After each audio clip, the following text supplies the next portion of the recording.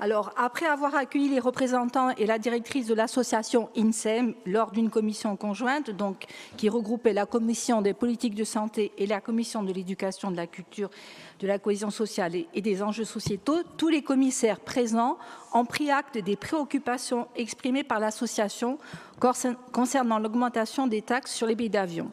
Avec l'ensemble des groupes, nous avons travaillé et rédigé une motion en commission et on vous la présente maintenant.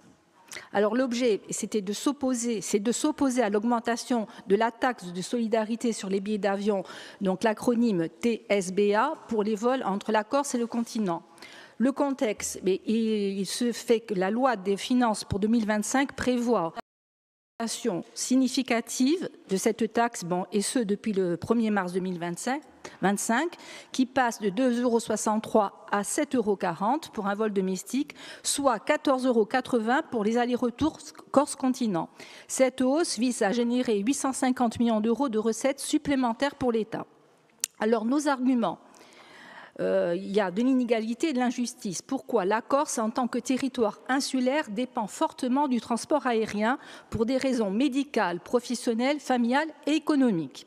L'augmentation de cette taxe aggrave les inégalités existantes et pénalise les Corses, notamment les familles en difficulté et les patients nécessitant des soins spécialisés sur le continent.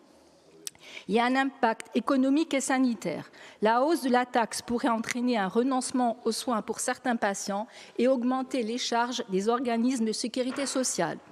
Plus de 26 000 déplacements médicaux vers le continent sont enregistrés chaque année, soulignant l'importance du transport aérien pour l'accès aux soins spécialisés.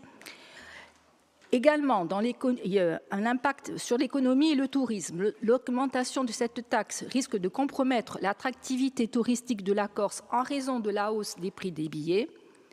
Le tourisme étant un secteur clé de l'économie insulaire, cette mesure pourrait avoir des répercussions économiques significatives.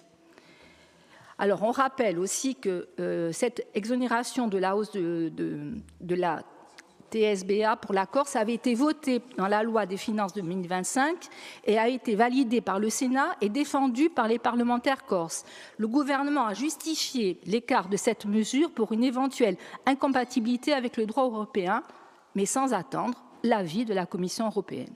Donc, on demande l'annulation de la majoration, que les parlementaires insulaires sont appelés à défendre l'annulation de cette taxe, que le gouvernement est invité à réviser sa position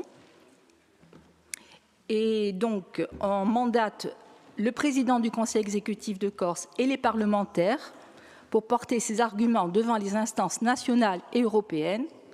Et nous affirmons notre attachement au principe d'égalité des citoyens, notamment en termes d'accès aux soins, et dénonce cette décision du gouvernement de ne pas exempter la Corse de cette hausse de la TSBA, soulignant les impacts négatifs sur l'accès aux soins, l'économie, le tourisme de l'île.